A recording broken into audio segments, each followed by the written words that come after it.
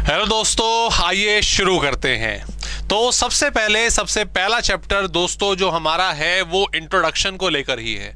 Subject जो हम पढ़ने वाले हैं वो दरअसल है क्या, उसकी मीनिंग क्या है, उसका स्कोप क्या है, उसके अंदर वेरियस पार्ट्स ऑफ स्टडीज के लिए हम कौन कौन से मेथड्स, कौन कौन से एरियाज कवर करते हैं, ये तमाम हम चीजें इस पहले चैप्टर में पढ़ेंगे। क्लियर? हालांकि हो सकता है पहले आपने ऑलरेडी पढ़ रखा हो, आपको थोड़ा बहुत आइडिया हो, लेकिन मैं कंटेंट को यहां पर जीरो से ही स्टार्ट करूंगा, बिल्कुल बेसिक से। हो सकता है कुछ ना कुछ नया मसाला निकल कर आए। ओके, तो इकोनॉमिक्स हमारा सब्जेक्ट। सबसे पहले तो हमें यही जानना है कि इकोनॉमिक्स होता क्या है। ठीक है, सबसे पहले हम यही जानेंगे इकोनॉमिक्स होता क्या है। दोस्तों, अगर इकोनॉमिक्स को सबसे सिंपल मैनर में फिनिश करा जाए कि इसकी एक्चुअल मीनिंग क्या होती है, तो वो होता है गिवन रिसोर्सेस से best possibility. That's it. Given resources से बेस्ट पॉसिबिलिटी मतलब जो भी कुछ आपके पास है, जो भी कुछ आपके पास अवेलेबल है, उसका इस्तेमाल आप प्रोडक्शन के लिए, सर्विस प्रोवाइडिंग के लिए इस तरीके से करो कि आपको उससे बेस्ट रिजल्ट देखने को मिले। So that is simply what economics. That is simply what economics. ठीक है, चलिए देखते हैं इसको, थोड़ा सा और एक्सप्लेन करते हैं। स्टार्टिंग में इंट्रोडक्टरी सेक्शन है, बट हम क्या नाम है इसका, एक बढ़िया सा एग्जाम्पल लेके चलेंगे, उसके बाद फिर वापस आएंगे। दोस्तों देखिए भाई, ये हमारे आप देख रहे होंगे किसान भाई दिन भर अपना खेतों में लगे रहते हैं, प्रोडक्शन करते हैं, अपनी जीविका अपनाते हैं। और जैसा कि हम जानते हैं इंडिया में हमारी मोस्ट ऑफ द पॉपुलेशन जो है वो एग्रीकल्चर पर ही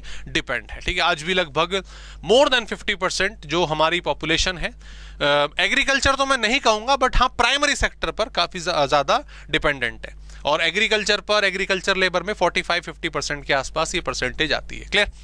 अब ये हमारे किसान भाई हैं, ये इनका खेत है, ये एरिया आप इनका देख रहे हैं, ये इसमें अपना कुछ बोना चाहते हैं, इसमें कुछ अपना प्रोडक्शन करना चाहते हैं। तो अगर मैं आपसे पूछूं, ठीक है, मान लो आप ये किसान भाई साहब हैं और आपसे पूछा जाए कि आप अपने इस खेत में क्या क्या प्रोडक्शन कर सकते हो, क्या क्या प्रोडक्शन कर सकते हो, सो आपके दिमाग में दोस्तों बहुत सारे ऑप्शंस आएंगे कि हो सकता है कि भाई हम इसमें जो वीट है उसका प्रोडक्शन कर सकते हैं, इसमें हम राइस का प्रोडक्शन कर सकते हैं, इसमें शुगर कैन का प्रोडक्शन किया जा सकता है, इसमें हम जो पल्सेस हैं उसका प्रोडक्शन भी कर सकते हैं, इसमें कपास की खेती, कॉटन का प्रोडक्शन भी हम कर सकते हैं। क्लियर?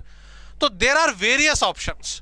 ये सारे के सारे प्रोड्यूस नहीं हो सकते। अभी आप क्या कर रहे हो, सिर्फ ऑप्शन क्रिएट कर रहे हो कि भाई इस खेत में हम इन सब चीजों की खेती कर सकते हैं। क्लियर? दोस्तों, ये सारे जो ऑप्शंस आपने यहां पर क्रिएट करे हैं, इनको बोला जाता है वांट्स। इनको क्या बोलेंगे? वांट्स। आप वांट्स कहिए या इसको बोलिए ह्यूमन वांट्स, कि भाई इतना ये सब चीजें प्रोड्यूस की जा सकती हैं। अब ये सब चीजें किसान भाई प्रोड्यूस करना चाहता है और उनके पास ये एक एग्रीकल्चर लैंड है। ठीक है, तो मतलब उनके पास अवेलेबल क्या है? उनके पास अवेलेबल है उनका एग्रीकल्चर लैंड, और इस एग्रीकल्चरल लैंड को बोला जाता है रिसोर्स। क्या? रिसोर्स। और भी रिसोर्स हैं भाई, ये बैल हैं इनके पास अपने फर्टिलाइजर, बीज वगैरह हैं, ये भी इनके रिसोर्सेज ही हैं, लेकिन हम एग्रीकल्चर लैंड को कंसीडर करके अपना एग्जांपल समझेंगे। ओके, तो ये सब ये प्रोड्यूस करना चाहते हैं, ये इनके पास अवेलेबल हैं। अगर हम यहां पर देखें दोस्तों, साफ साफ हमें ये वाली सिचुएशन नजर आ रही है, हमें साफ साफ ये वाली सिचुएशन नजर आ रही है कि सर जो ये प्रोड्यूस करना चाहता है, यानी कि इसकी वांट्स वो बहुत ज्यादा है, किससे? रिसोर्सेज से जो उसके पास अवेलेबल है। Clear? It means that the human wants are greater than resources. एक खेत है उसका, वो उसका रिसोर्स है, उस पर वो प्रोड्यूस क्या करना चाहता है? बहुत सारी चीजें, सारी की सारी प्रोड्यूस नहीं हो सकती, क्योंकि जो वांट्स हैं वो क्या है? ज्यादा है रिसोर्सेज से। क्लियर जी? दोस्तों, इस सिचुएशन को जब हमारी वांट्स क्या है? ज्यादा है रिसोर्सेज से, उसको बोला जाता है स्केर्सिटी। उसको क्या बोला जाता है? स्केर्सिटी बोला जाता है। हिंदी में अगर हम इसका मीनिंग देखें तो हिंदी में इसका मतलब होता है दुर्लभता। क्या होता है? दुर्लभता, कमी। और कमी किस चीज की है? ऑब्वियसली रिसोर्सेज की है। चाहते हम बहुत कुछ हैं, लेकिन पूरा करने के लिए हमारे पास जो रिसोर्सेज हैं वो बहुत कम है। Clear? So that situation leads to when wants are greater than resources, this situation called scarcity. ठीक है जी, ये पॉइंट हमारा क्लियर हो गया। यहाँ पे आगे बढ़ते हैं नेक्स्ट। अच्छा जी, अब यार स्केर्सिटी है, वांट्स हमारी बहुत ज्यादा है, जमीन पर सब कुछ प्रोड्यूस नहीं हो सकता, लेकिन कुछ तो प्रोड्यूस हो सकता है ना। ये सारा का सारा प्रोड्यूस नहीं हो सकता, हम भी जानते हैं, लेकिन कुछ तो प्रोड्यूस होगा ना। कुछ तो आपको फाइनल डिसीजन लेना पड़ेगा ना कि यार क्या प्रोड्यूस करें। सो फिर दिमाग में हमारा चक्कर बनना शुरू हो जाता है कि यार क्या प्रोड्यूस करें, यार वीट प्रोड्यूस करें या राइस करें, क्या प्रोड्यूस करें, जरूरत किसकी है, मार्केट में क्या बिकेगा, हमें किस चीज की जरूरत है। ओके, सो दिमाग जो है घूमने लग जाता है। ये हमारे सामने ये प्रॉब्लम जो है क्रिएट होने लग जाती है कि हम क्या प्रोड्यूस करें, दोस्तों इसी चीज को फर्दर बोला जाता है, हमारा इकोनॉमिक प्रॉब्लम। क्या बोला जाता है दोस्तों, याद रखिएगा, इकोनॉमिक प्रॉब्लम। और इकोनॉमिक प्रॉब्लम ही हमारी होती है problem of choice. Clear? Done. Problem of choice के भाई हमारे पास ऑप्शन तो आ गए, wheat, rice, sugar cane, pulses, cotton, option तो आ गए। हम सारे के सारे प्रोड्यूस नहीं कर सकते क्योंकि स्केर्सिटी है। अब हमें इसमें से कोई एक क्रॉप या मैक्सिमम 2 क्रॉप प्रोड्यूस करनी है, तो कौन सी करें।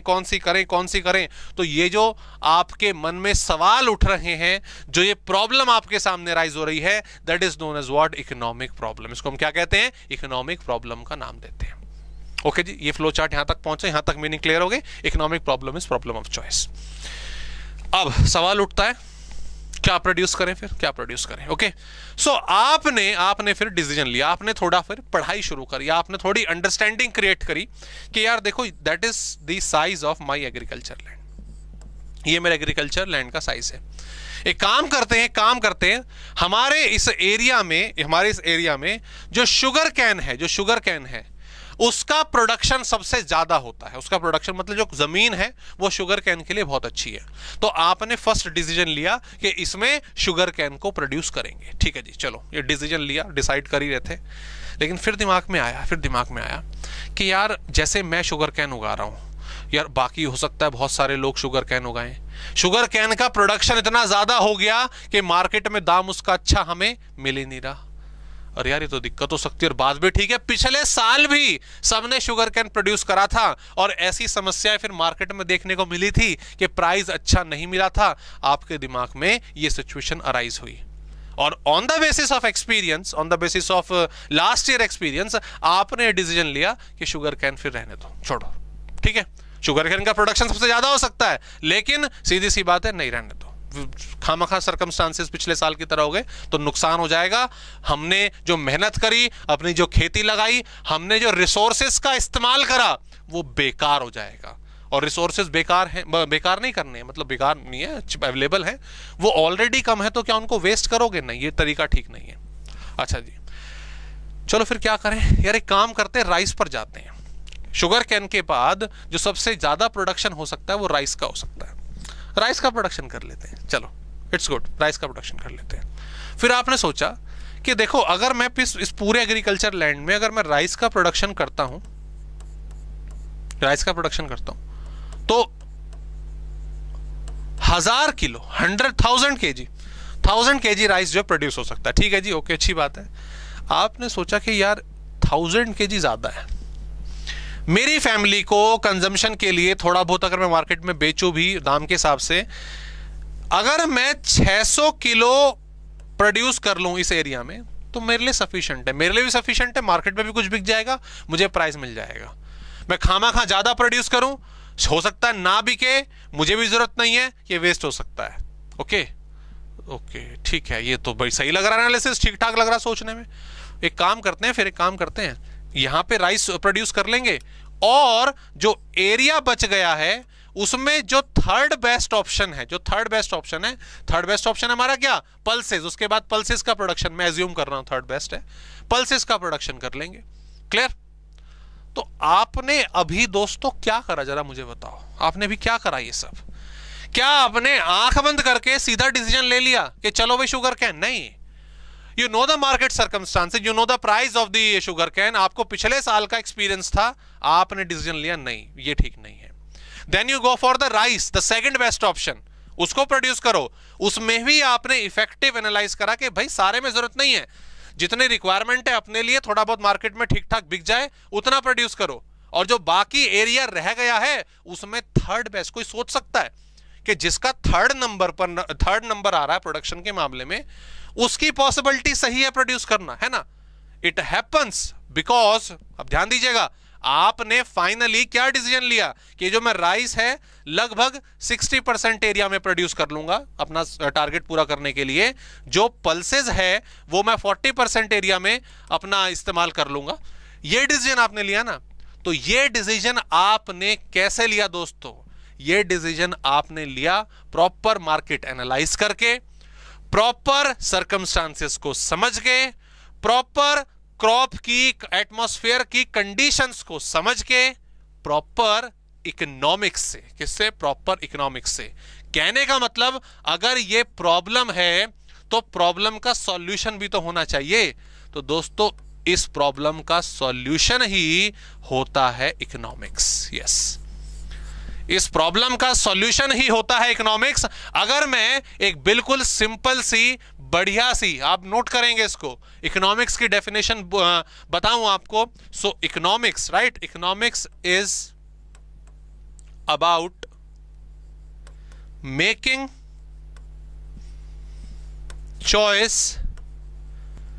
Choice in the presence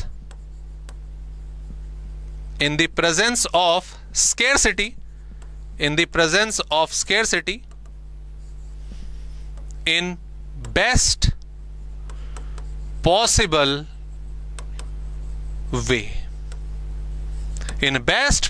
way, yes exactly। अगर हम देखें, it's about making choice, कब? scarcity में। कैसे? बेस्ट पॉसिबल वे में। कैसे? बेस्ट पॉसिबल वे में। इसी को इकोनॉमिक्स कहा जाता है। आपके सामने कुछ भी समस्या है किसकी? स्केर्सिटी की। किसकी? कहां गया? हाँ, स्केर्सिटी की। और डेफिनेटली होती है, डेफिनेटली सबके सामने ये प्रॉब्लम ही होती है कि जो उनके पास रिसोर्सेज है वो कम रहते हैं, वांट्स आपकी ज्यादा रहती हैं। तो उन्हें क्या करना पड़ता है? अपनी स्केर्सिटी, अपनी प्रॉब्लम को इफेक्टिव वे में, बेस्ट पॉसिबल वे में यूज करने के लिए उन्हें ये सब थिंकिंग, ये सब पॉलिसी मेकिंग, प्लानिंग करनी पड़ती है, और इसी को इकोनॉमिक्स कहते हैं। आपके सामने एक सवाल आ सकता है, सर ऐसा है यहां पर रिसोर्सेज थे इसके, एग्रीकल्चर लैंड ये कम था, तो ये सारे के सारे प्रोड्यूस नहीं हो पाए, हमने 1-2 का प्रोडक्शन करा।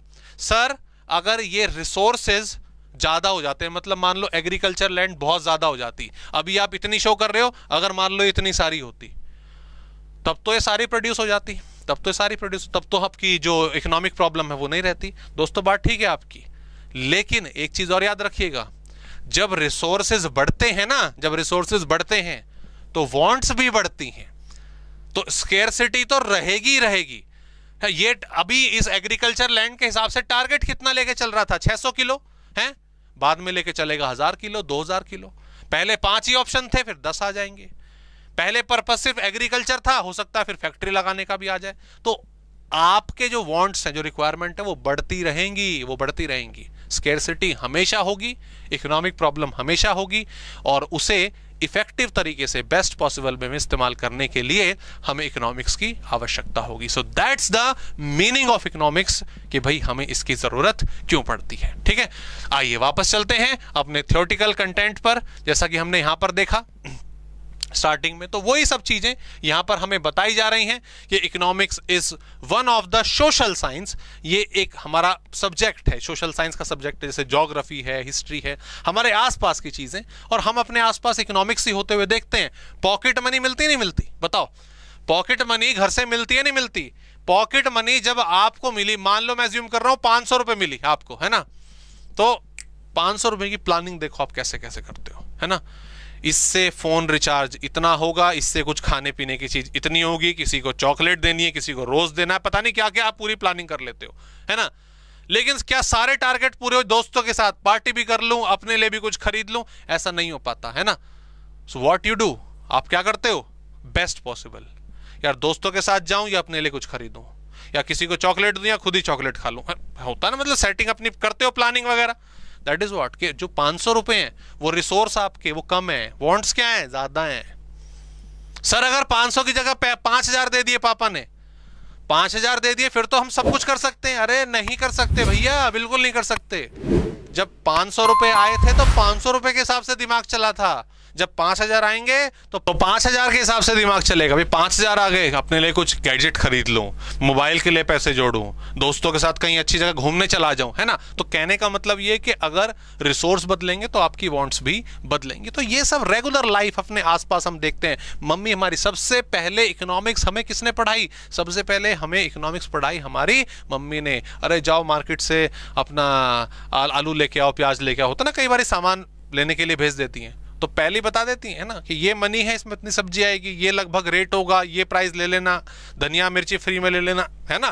दैट इज व्हाट इकोनॉमिक्स, कि वो जो पैसा है, जो अमाउंट है, वो रिसोर्स है। सब्जियां ज्यादा हैं, ज्यादा से ज्यादा सब्जियां आ जाएं अपने अमाउंट में तो बढ़िया। ये चीज क्या? ये इकोनॉमिक्स होती है। ये चीज क्या? That is what economics. Okay, so यही चीज हमारी सीधी सी बात है, it relates with our economic activity के साथ ये डील करती है सारी की सारी। इट्स ऑल अबाउट कि हमारा जो मनी है हम उसे किस तरीके से अपना स्पेंड करते हैं।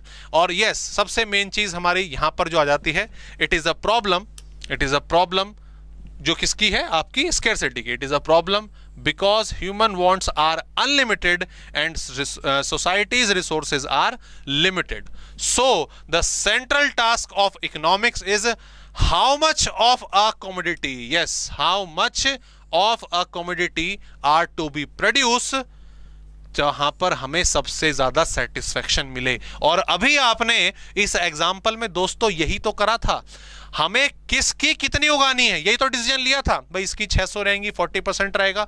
आप अगर इसमें 100% एरिया में राइस प्रोड्यूस कर देते तो बेस्ट सेटिस्फेक्शन शायद नहीं मिलता, कुछ चीजें बिकती, कुछ नहीं बिकती, दिक्कत रहती। तो एनालिसिस आपने बढ़िया करा ना, भाई बोला पल्सेस को लेकर आओ, उसको उगाएंगे। So that's the management, that's the economics, कि जो भी कुछ रिसोर्स है उसका बेस्ट पॉसिबल वे में इस्तेमाल करना। ओके दोस्तों, सो that is simple the meaning of economics. Main definition जो हमने यहां पे लिखी सिंपल सी, कि economics is about making choice in the presence of scarcity in best possible way.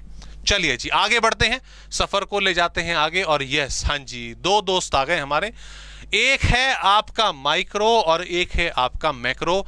सफर आगे जाने से पहले हमें इसके बारे में नॉलेज होनी बहुत जरूरी है, हमें इसके बारे में नॉलेज होनी बहुत ज्यादा जरूरी है कि इकोनॉमिक्स, ठीक है, इकोनॉमिक्स का मीनिंग हमने पढ़ लिया, तो इकोनॉमिक्स की भी क्या आगे कोई ब्रांचेस होती हैं? तो जैसा कि आप देख रहे हैं दोस्तों, हमारे इकोनॉमिक्स की मेन दो ब्रांचेस होती हैं जो हमें पढ़नी होती हैं। One is what micro and one is what macro. Micro economics और मैक्रो इकोनॉमिक्स, ये दोनों क्या है आइए मतलब समझते हैं। अगर आप यहां पर ध्यान दें माइक्रो मैक्रो, तो यहां पर आ रहा है आई और यहां पर आ रहा है ए। जब मैं बात कर रहा हूं आई की, तो I is for individual, I is what individual, and A is what all, या फिर आप कहिए एग्रीगेट, सम टोटल, ऑल या aggregate, that is I, that is A. Sir इसका मतलब क्या हुआ? ध्यान दीजिए, ध्यान दीजिए। आप इकोनॉमिक्स में स्टडी कर रहे हो, आप इकोनॉमिक्स में स्टडी कर रहे हो किस पर्सपेक्टिव से? किस पर्सपेक्टिव से? दैट इज माइक्रो इकोनॉमिक्स या मैक्रो इकोनॉमिक्स। ध्यान देंगे, ऊपर जो आपने एग्जांपल लिया, ऊपर जो आपने एग्जांपल लिया, ऊपर एग्जांपल आपने लिया था एक फार्मर का, सिंगल फार्मर का। वो फार्मर, उसका प्रोडक्शन, उसका एग्रीकल्चर लैंड, उसके पास resources. Okay, so you are studying about individual unit, that is micro economics, that is what micro economics. लेकिन क्या पूरे स्टेट में, पूरे डिस्ट्रिक्ट में या पूरी कंट्री में वो एक ही किसान है क्या? क्या वो अकेला किसान है? Sir definitely not. इतने सारे फार्मर हैं, इतने सारे किसान हैं, बहुत ज्यादा।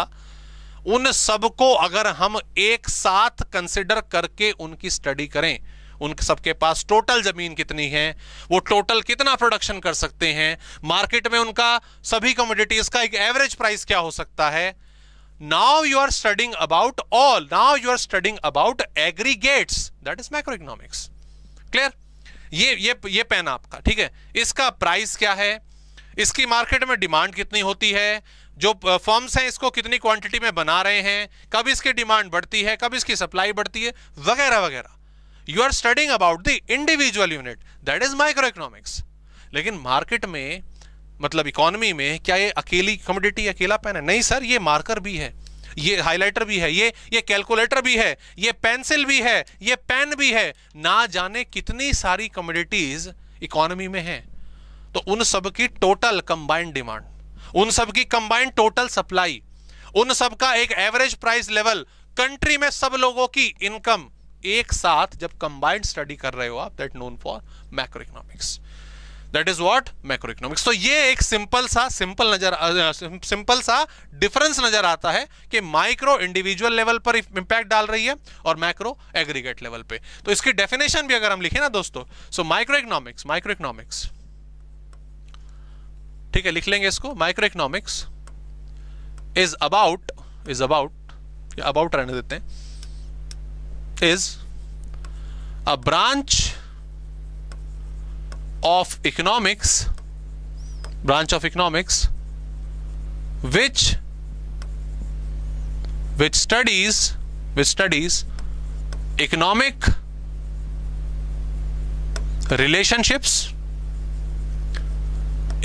relationships, नोट करेंगे आप साथ साथ, economic relationships, economic problems and their solutions at individual level,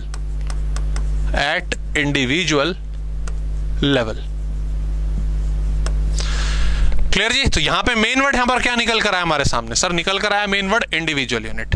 ठीक उसी तरीके से when we are talking about the macroeconomics, so it is macro economics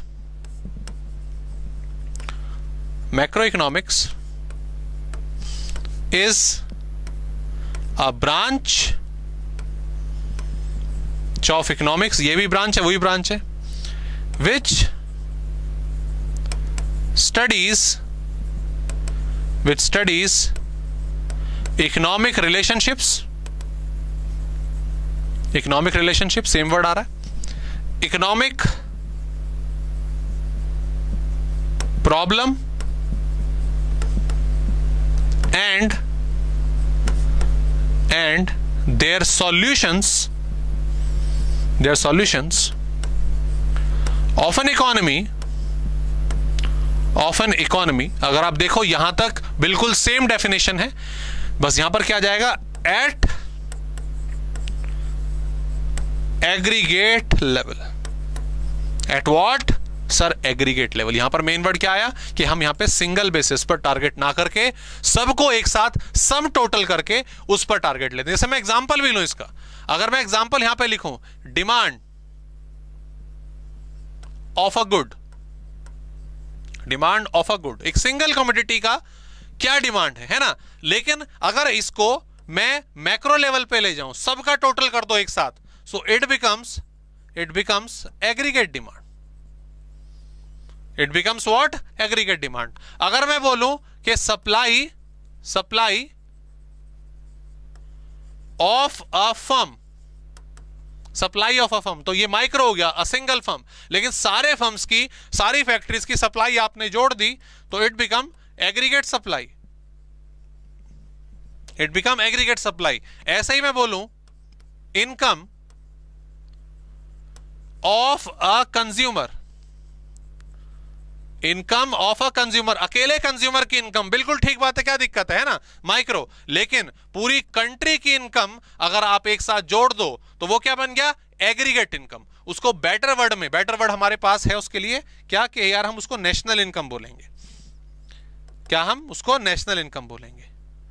ऐसे ही प्राइस ऑफ अ कमोडिटी, एक कमोडिटी का प्राइस क्या है, मार्केट प्राइस क्या है, हाँ, कैसे डिसाइड होता है? जहां डिमांड सप्लाई काटते हैं, है ना, प्राइस सिंपल, ठीक है। लेकिन सब कमोडिटीज का एक एवरेज प्राइस, कंबाइंड प्राइस, अगर हम वेटेड प्राइस, बेटर वर्ड रहेगा, वेटेड प्राइस अगर निकालते हैं उसे हम क्या बोलते हैं? प्राइस इंडेक्स, वैसे तो उसको क्या बोला जाता है, प्राइस इंडेक्स, लेकिन उसका भी बढ़िया वर्ड क्या है, जर्नल प्राइस लेवल या general price index. Okay, so that is the major difference between micro economics and macro economics. Definition देखिए, एग्जांपल हमने देखे, और ये चीज भी क्लियर है कि जो कंसेप्ट है, जो एरिया है माइक्रो इकोनॉमिक्स का, वो नैरो है, वो कम है थोड़ा। डेफिनेटली मैक्रो क्योंकि सब कुछ कवर कर रही है तो इसका एरिया ब्रॉड रहेगा। ठीक है जी, so that is the meaning of micro economics and macro economics. ऐसे ही इनके नोट्स की अगर हम बात करते हैं तो छोटी छोटी चीजें यहां पर जो बताई गई वो क्या कि भाई माइक्रो मैक्रो वर्ड जो है वो सबसे पहले हमारे रैगनर फ्रेंच जो हैं, एक ऑस्लो यूनिवर्सिटी ऑफ ब्रिटेन के, वहां से उन्होंने इन वर्ड का इस्तेमाल करा और मीनिंग सेम है कि भाई ये पहली बात तो ग्रीक वर्ड है। तो माइक्रो का वर्ड क्या होता है कि that's a millionth part, that's what कि मिलियंथ पार्ट, बहुत छोटा सा पार्ट। छोटा सा पार्ट वही कि आप यूनिट की स्टडी कर रहे हो, आप एक सिंगल बेसिस पर एक इंडिविजुअल यूनिट की स्टडी कर रहे हो। तो वही यहां पर मार्शल की डेफिनेशन आ गई। According to the Marshall, microeconomics divides the economy into small units, small parts, and each part is studies. Clear, ये इंडिविजुअल यूनिट की स्टडी को माइक्रो इकोनॉमिक्स हम कह रहे हैं। ठीक है, बेटर डायग्राम आप इसकी और देख सकते, बेटर डेफिनेशन आप इसका और देख सकते हैं। देखो क्या वर्ड कह रहा है, micro economics study of what, particular firm, particular house hold, particular price, है ना, यही ऊपर सब आपने एग्जाम्पल में लिखा था। ये फर्म था, ये आपका कंज्यूमर था, उनके प्राइजेस थे। So every time whenever you are focusing on individual, on a unit, on a particular, on a specific term, definitely वो आपका माइक्रो इकोनॉमिक्स ही होगी। क्लियर, इसमें किस किस एरिया को हमारी जो क्या नाम है इकोनॉमिक्स है वो कवर करती है, उसमें बताऊं अभी हम आपको। सिलेबस तो दोस्तों देखो आएगा ही, हमारा माइक्रो इकोनॉमिक्स हमें पढ़ना है, 12th क्लास में भी आपने पढ़ा होगा, लेकिन मैं उसका एक बेसिक कंसेप्ट अभी पूरा का पूरा बता देता हूं। हम जब माइक्रो इकोनॉमिक्स की बात करते हैं, माइक्रो इकोनॉमिक्स की बात करते हैं, बहुत सारे कॉन्सेप्ट उसमें पढ़ते हैं, लेकिन जो दो सबसे ज्यादा इंपॉर्टेंट कंटेंट है वो है, एक तो है डिमांड, डिमांड एक प्रोडक्ट की डिमांड, ठीक है, और उसकी सप्लाई, एक प्रोडक्ट की डिमांड और उसकी सप्लाई, और इन दोनों से हम कैसे उस कमोडिटी का प्राइस डिटरमाइन करते हैं। भाई एक कमोडिटी की डिमांड क्या है, एक कमोडिटी की सप्लाई क्या है, उन दोनों के हिसाब से मार्केट में उस कमोडिटी का क्या प्राइस सेट हो सकता है या हो रहा है, कितना होना चाहिए, वगैरह वगैरह। ये सबसे बड़ा पार्ट होता है माइक्रो इकोनॉमिक्स का। So micro economics explain how price of a good is determine, किस तरीके से आपका डिटरमाइन होता है, कैसे, unit of factors of production. जब मैं बात कर रहा हूं फैक्टर्स ऑफ प्रोडक्शन की, तो यहां पर सप्लाई की बात हो रही है, मार्केट में सप्लाई कितनी हो रही है। क्लियर जी। उसके बाद ये सिंपल सा पॉइंट आपका यूजर्स और सिग्निफिकेंस ऑफ माइक्रो इकोनॉमिक्स। तो यार हम क्यों पढ़ रहे हैं इकोनॉमिक्स, कि भाई हम कंट्री के बारे में जान पाएं, कैसे पॉलिसी बनती है, क्या प्लानिंग करी जा सकती है, हम अब फ्यूचर में अगर हमारे सामने कोई प्रॉब्लम आती है तो उसको ठीक कैसे करा जा सकता है, यही सब हमारी इकोनॉमिक्स होती है। तो वही भाई ऑपरेट कैसे करना है, लोगों का वेलफेयर कैसे होगा। मैनेजरल इकोनॉमिक्स का मतलब होता है, मैं आपको बता दूं, जैसे अभी एग्जांपल मैंने लिया था ये एग्रीकल्चर लैंड वाला, है ना, ऐसी वो आपको पॉकेट मनी मिली, क्लियर, उसमें भी आपने डिसीजन लिया, सो that is simple economics. Okay, लेकिन जब हम एक तरह से इकोनॉमिक्स का यूज करते हैं बिजनेस में, इकोनॉमिक्स का यूज करते हैं बिजनेस में, अपने बिजनेस के रिसोर्सेस को कैसे इस्तेमाल करेंगे, उनका बेस्ट पॉसिबल यूटिलाइजेशन हम कैसे करेंगे, तो उसको हम मैनेजरियल इकोनॉमिक्स या बिजनेस इकोनॉमिक्स का नाम दे देते हैं। ठीक है, ऐसे ही सफर जब आगे बढ़ा, हमारा सफर आ गया किस पर, आपका मैक्रो इकोनॉमिक्स पर। तो वही बात आ गई कि ये एक लार्ज टर्म हो गया, ये एक बिग टर्म हो गया। तो macro economic studies, macro studies को मैं एज अ सिंगल, हाँ ध्यान दो, macro economic studies, yes single unit ही है, लेकिन कौन सी सिंगल यूनिट, इकोनॉमी है सिंगल यूनिट। उन सारी यूनिट्स को जोड़कर इन्होंने पूरी इकोनॉमी को एक ही मान लिया और उसकी स्टडी हम करने वाले हैं, एग्रीगेट लेवल पे हम स्टडी करने वाले हैं। तो वही वर्ड आपका यहां पर आएगा, that's an aggregate level, that is what sum total, आपकी कंट्री की नेशनल इनकम, वही example, total output aggregate supply वाला पॉइंट आ गया, total investment, total consumption, demand, यही सब वर्ड आपके आएंगे। ठीक है, डेफिनेशन ऑलमोस्ट सिमिलर है आपकी जो हमने लिखी। हाँ, स्कोप ऑफ मैक्रो इकोनॉमिक्स, तो क्योंकि हम पहले अगर हम बात कर रहे थे माइक्रो इकोनॉमिक्स की, तो वो इंडिविजुअल फैक्ट्री, वो individual firm, individual house hold पर डिपेंड थी। लेकिन यहां पर हम उठकर अब पूरे नेशन पर चले गए हैं, पूरी कंट्री पर चले गए हैं। तो यहां पे पॉइंट, अरे ये क्या हो गया, तो यहां पे जो पॉइंट है वो क्या कह रहा है, यहां पे पॉइंट क्या कह रहा है, it studies about national income, it's about study about trends of national income, it studies about trade cycle, it studies about national inflation. तो यहां पर बात नेशन की होगी, यहां पे एक एग्रीगेट लेवल पर हम बात करेंगे, ठीक है। और यस, ऑब्वियसली दोनों की दोनों इंटरडिपेंडेंट हैं, ये तो एक बेसिक सी लाइन है, बेसिक सी लाइन है। अगर हम बात करें क्यों बेसिक सी लाइन है, कि छोटी यूनिट्स को जोड़ोगे, छोटे एक एक चावल के दाने को जोड़ोगे तभी तो 1 किलो चावल, 1 बोरी चावल बनेंगे तैयार, है ना। ऐसी छोटी छोटी यूनिट्स को स्टडी करोगे तभी तो पूरी की पूरी इकोनॉमिक्स हमारी, पूरी की पूरी इकोनॉमी हमारी तैयार होगी। तो यही आपकी पॉइंट बता रहे हैं यहाँ पे। और उसके बाद अगर हम बात करें मैक्रो इकोनॉमिक्स का स्कोप, सेम चीज, सो एग्जांपल वगैरह जो आपने लिए हैं, ठीक है। तो just you have to go through on these content. Clear? चलिए आगे बढ़ते हैं दोस्तों। नेक्स्ट है आपका subject matter of economics. Subject matter of economics, हमने जो एग्जांपल लिया इसको पहले मैं बताता हूं यहाँ पे, ओ सॉरी, इसको हम एक बार साइड में इसका फ्लो समझेंगे, उसके बाद फिर वापस आएंगे। जब भी हम बात कर रहे थे इकोनॉमिक्स की, अभी एग्जांपल में बात कर रहे थे, जो हमने फार्मर वाला एग्जांपल लिया, उसमें बहुत कुछ हुआ देखा जाए तो। उसमें हमने डिसीजन मेकिंग ली, किस चीज को लेकर, प्रोडक्शन को लेकर। किसको लेकर? प्रोडक्शन को लेकर। दोस्तों अगर हम ध्यान दें, अगर हम यहाँ पे ध्यान दें, उस एग्जाम्पल में एक वो छोटे से डिस्कशन थी, पूरी इकोनॉमी का वो एक छोटा सा पार्ट था। वो क्या था? आपका प्रोडक्शन। वो क्या था? आपका प्रोडक्शन, ठीक है। चीज प्रोड्यूस हो गई। अब ये जो चीज है आपकी प्रोड्यूस हो गई, मान लो उसने उसमें राइस प्रोड्यूस करे थे और पल्सेस प्रोड्यूस करे थे, ठीक है। कुछ उसने अपने कंजम्पशन के लिए रख लिया, अपने पास रख लिया, क्लियर। और उसके बाद कुछ उसने मार्केट में बेच दिया। अच्छा, प्रोडक्शन करने के बाद दोस्तों, अगर उसने सेल करी है, अगर उसने सेल करी है तो किसने खरीदा होगा? ध्यान देना, इस पर ध्यान देना। प्रोडक्शन करने के बाद अगर उसने सेल करी है तो डेफिनेटली सेल करी होगी किसको? कंज्यूमर को। किसको? कंज्यूमर को। और कंज्यूमर क्या करेगा सर? कंज्यूमर करेगा कंजम्पशन। कंज्यूमर करेगा कंजम्पशन। भाई जो भी कुछ एक प्रोड्यूसर, एक मैन्युफैक्चरर चीज बना रहा है, वो क्यों बना रहा है? क्या रीजन है उसके पीछे? सर उसके पीछे रीजन बिल्कुल साफ है कि भाई उसे वो मार्केट में ले जाकर बेचनी है, उससे वो पैसे कमाएगा। बिकेगी कैसे? बिकेगी कैसे? जब मार्केट में उसका कोई ना कोई बायर, कस्टमर, कंज्यूमर होगा। ऑब्वियसली कि वो चीज मार्केट में, इकोनॉमी में कंजम्पशन के लिए अवेलेबल होगी। तो याद रखिएगा, प्रोडक्शन जो है वो कंजम्पशन की वजह से ही होता है। भाई मार्केट में क्या बिक सकता है, उसी के हिसाब से जो प्रोडक्शन है वो किया जाएगा। क्लियर? पहली चीज। दूसरा, अभी पूरा खत्म नहीं हुआ, ये इसने बेच दिया। अब दोस्तों ये जो बेच दिया है, प्रोडक्शन, इसने अपना सामान जो है अपना यहां तक पहुंचा दिया है, ये फ्री में क्या, चल मैंने प्रोड्यूस करा, ले ले, तो मौज बहार कर, है जियो मुरारी, ऐसे हो गया क्या? नहीं सर, ऐसा बिल्कुल भी नहीं। ये इसने सामान तो दे दिया, लेकिन बदले में ऑब्वियसली इसने कुछ ना कुछ अमाउंट, कुछ ना कुछ प्राइस रिटर्न में लिया होगा, और उसी के लिए तो वो प्रोडक्शन कर रहा है, उसे कमाई तो उसी की करनी है। तो फंडा बिल्कुल साफ है दोस्तों। यहां पर सेल वर्ड में ना लिख के बेटर है मैं वर्ड यहां पर एक यूज कर रहा हूं, एक्सचेंज। क्या वर्ड यूज कर रहा हूं? एक्सचेंज। ये तीन काफी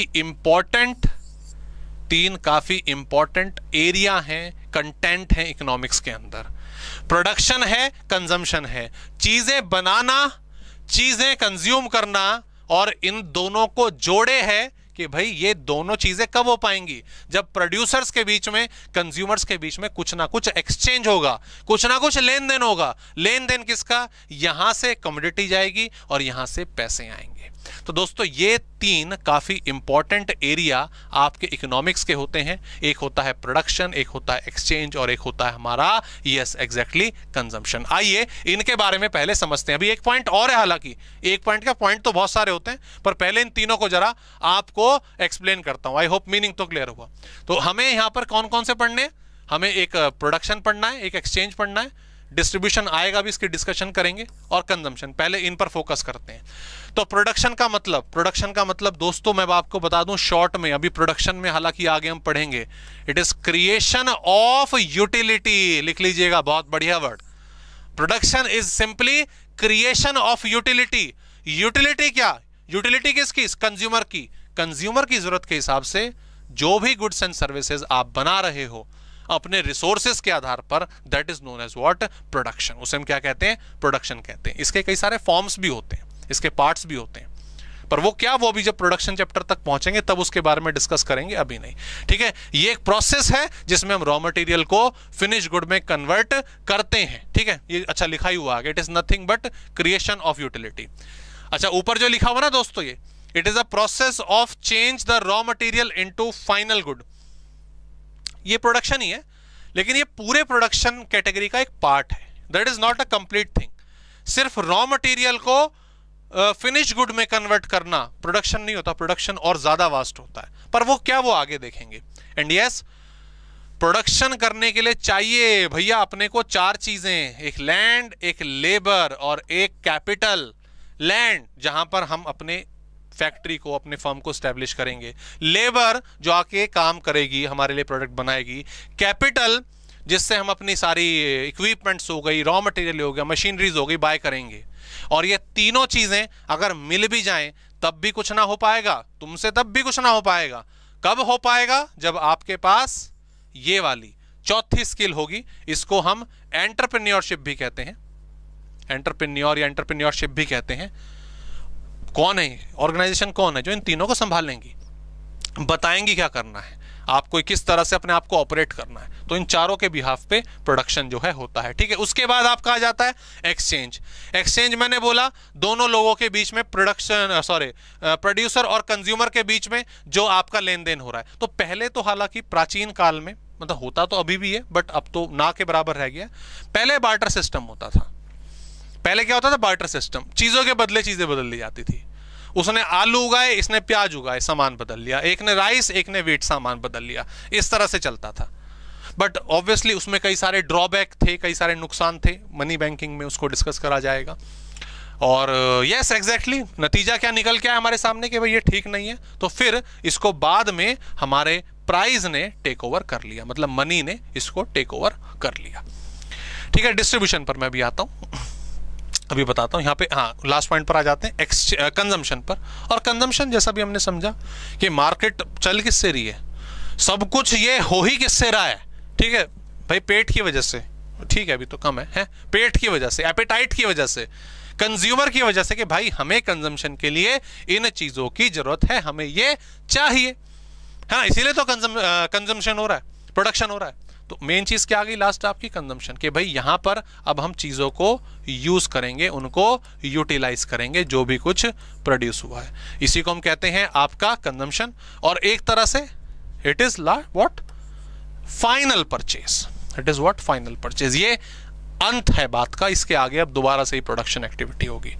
तो ये 3 पॉइंट दोस्तों सिंपल से थे। मैं जरा अब आ जाता हूं आपके अगले जो चौथा पॉइंट इसमें और डिस्कस करने के लिए बोला गया। देखो हमने यहां पर ये अपना सर्कल बना लिया, प्रोडक्शन को, एक्सचेंज को, कंजम्पशन को आपस में जोड़ लिया। ठीक है जी, बहुत बढ़िया बात, बहुत बढ़िया। अब इसमें एक चीज और आ जाती है, वो क्या? देखो प्रोडक्शन कर, जब प्रोडक्शन की बात हुई, जब प्रोडक्शन हुआ और एक्सचेंज मिला वापस में, तो मैंने बोला था कि प्रोडक्शन करने के लिए हमें लैंड, लेबर, कैपिटल और एंटरप्रेन्योर, ठीक है, इन 4 चीजों का इस्तेमाल हुआ। ठीक है, और फिर जाके प्रोडक्शन हुआ। ये प्रोडक्शन, एक मैं इंडिविजुअल यूनिट ले रहा हूं कि ये जो प्रोडक्शन यूनिट है मिस्टर ए की थी। किसकी थी? मिस्टर ए की थी। और मिस्टर ए ही अपनी एंटरप्रेन्योरशिप को मैनेज कर रहे हैं, वही डिसीजन लेते हैं, वही प्लानिंग करते हैं। तो मिस्टर ए का प्रोडक्शन फर्म है और मिस्टर ए की ही एंटरप्रेन्योरशिप है, ठीक है। मिस्टर ए ने जो प्रोडक्शन करा और उससे मतलब सामान को बेचा, तो बदले में इनको पैसे मिले। पैसे मिले इनको कितने, मान लीजिए हम एज्यूम कर लेते हैं 1 लाख। कितने, 1 लाख। अब इस 1 लाख का क्या, ये 1 लाख किसके, ये 1 लाख किसके, ध्यान दीजिए दोस्तों, ये 1 लाख मिस्टर ए अपनी जेब में डालें और दुबक के निकलने नहीं, इकोनॉमी नहीं चलेगी, इकोनॉमी नहीं चलेगी। क्यों, ये जो 4 चीजें दोस्तों आपने इस्तेमाल करी हैं, इनको बोला जाता है फैक्टर्स ऑफ प्रोडक्शन। इसको हम क्या बोलते हैं, फैक्टर्स ऑफ प्रोडक्शन। प्रोडक्शन करने के लिए क्या क्या चाहिए, भाई साहब ये चाहिए, मुझे ये बताओ, ये फ्री में काम करेंगे, ये सारे के सारे फ्री में काम करेंगे क्या? आके जमीन ले ली किसी की, यार यार कोई नहीं, क्या तेरा क्या मेरा, ठीक है, पैसे वैसे बात छोड़ रहने दो, क्या लेबर को बुला लिया, अरे यार तुम खाली तो बैठे थे, मेरे यहाँ के काम कर दो, अरे पैसे मैंने बैंक से ले लिए, अरे यार तुम्हारे पास रखी थे मुझे दे दो, क्या है? ऐसा होगा क्या? नहीं, ऑब्वियसली नहीं। हमने जो जमीन ली है उसका रेंट चुकाना होगा, हमने जो लेबर से काम करवाया है उसको वेजेस चुकानी पड़ेगी, हमने पैसा जहां से उठाया है उस पर इंटरेस्ट चुकाना पड़ेगा, और उसके बाद जो बचेगा उसे एज अ प्रॉफिट हम अपने पास रख लेंगे। अब इररिस्पेक्टिव जो भी था भाई, जमीन का जो रेंट था वो 20,000 था, लेबर की 30,000 थी, इंटरेस्ट 15,000 था, वो जो भी कुछ अमाउंट हो, बट द थिंग इज कि ये जो 1 लाख रुपए थे, ये एक स्पेसिफिक रेट पर जो डिसाइडेड रेट था, इन सब के बीच में अपने फैक्टर्स ऑफ प्रोडक्शन के बीच में बटे, डिस्ट्रीब्यूट हुए। दोस्तों यही आपकी एक और मेन इकोनॉमिक्स की एक्टिविटी है, डिस्ट्रीब्यूशन। एक मेन कंटेंट है व्हाट इज डिस्ट्रीब्यूशन, और ये बहुत जरूरी है, बहुत जरूरी है, बहुत ही इंपॉर्टेंट पॉइंट है, क्योंकि इसी से पता चलता है कि हमारी कंट्री में गरीबी कितनी, अमीरी कितनी। हमने जमीन वाले को किराया बहुत कम दिया, लेबर को फेयर वेज रेट नहीं दी, इंटरेस्ट चुका के ज्यादा प्रॉफिट अपने पास रख लिया। So it will create inequality of income, it will create what, inequality of income, अमीर और ज्यादा अमीर, गरीब और ज्यादा गरीब। लेकिन डिस्ट्रीब्यूशन को अगर ठीक तरीके से करा जाए, इसको इंपॉर्टेंस दी जाए, इन सबको इनके फेयर वेज रेट दी जाए, फेयर वेज रेट दिए जाए, फेयर जो प्राइस था वो दिया जाए, तो इनके बीच में इनइक्वालिटी कम होगी, एक अच्छा बैलेंस क्रिएट होगा, सब लोग समृद्ध होंगे, सबकी प्रोग्रेस होगी। क्लियर? सो इसीलिए डिस्ट्रीब्यूशन भी एक इंपॉर्टेंट फैक्टर बन जाता है कि जो भी कुछ हमने जनरेट करा, जो भी इनकम हमने कमाई है, क्या उसका डिस्ट्रीब्यूशन सही तरीके से हो रहा है या नहीं हो रहा है। क्लियर दोस्तों? बढ़िया जी, हाँ जी, आगे बढ़ते हैं। आइए अब इसको डिस्कस करते हैं, जो हमारा 3rd पॉइंट था डिस्ट्रीब्यूशन। तो वही पॉइंट आ गया हमारा कि भाई जो भी कुछ हमने इनकम कमाई है उसको हमने शेयर कैसे करा है फैक्टर्स ऑफ प्रोडक्शन के बीच में। ठीक है भाई, टोटल इनकम क्या थी कि जो हमने बेचकर कमाया, और उसको फैक्टर्स ऑफ प्रोडक्शन के बीच में हमने as a rent, as a wage, as an interest किस तरीके से बेचा है।